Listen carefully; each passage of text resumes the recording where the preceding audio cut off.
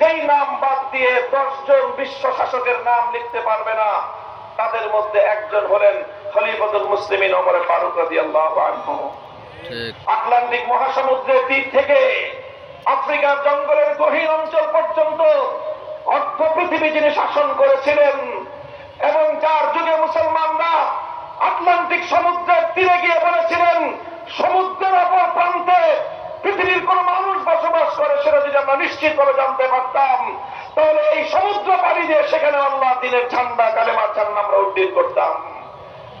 সুবিশাল এই পৃথিবী, সেই বিশাল জগতের একজন সফলতম রাষ্ট্রনায়ক ওমর ফারুক রাদিয়াল্লাহু আনহু, আমরা শুধুমাত্র তাকে সফল রাষ্ট্রনায়ক হিসেবে জানি, অথবা তার চেয়ে আরেকটু বেশি যারা ইতিহাস পর্যালোচনা করেন তারা হয়তো তার সাফল্যের কীর্তি গাথাগুলো, তার সাফল্যের যে ইতিহাস, সেই ইতিহাসগুলো আমরা জানি, কিন্তু আমরা কয়জন জানি এই সাফল্যের পিছনে রহস্যটা কি ছিল?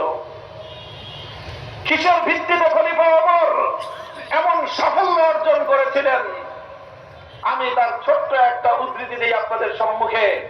বুখারী শরীফের হাদিসের মধ্যে একটা ওমর ফারুক রাদিয়াল্লাহু আনহুর একটি উদ্ধৃতি বর্ণিত হয়েছে।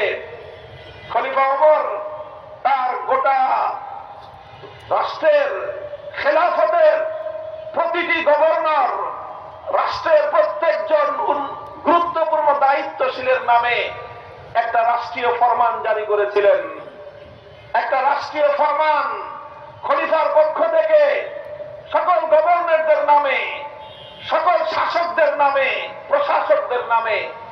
কি ছিল সেই ওনার পক্ষ থেকে প্রেরিত যেই সার্কুলার, তার যে নির্দেশনার ভাষা কি ছিল?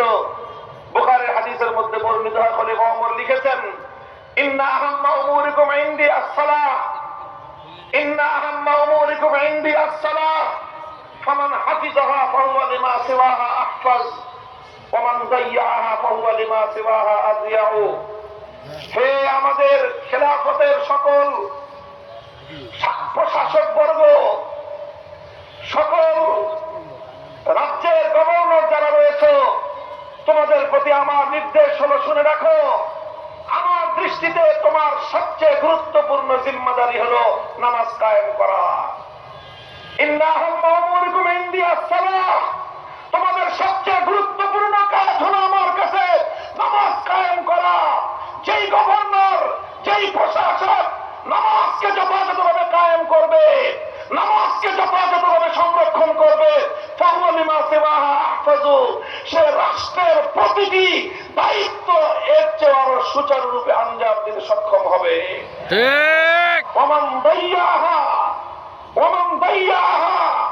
যেই গভর্নর, যেই প্রশাসক, রাষ্ট্রের যে আমলা নামাজকে ধ্বংস করবে, নামাজকে যথাযথভাবে আঞ্জাম দিবে না,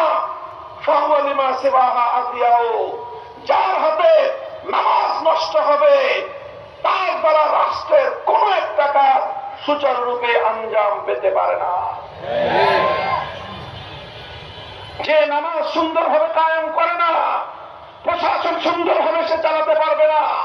যে নামাজ সুন্দরভাবে কায়েম করে না, জনগণের অধিকার সে সুন্দরভাবে আদায় করবে না।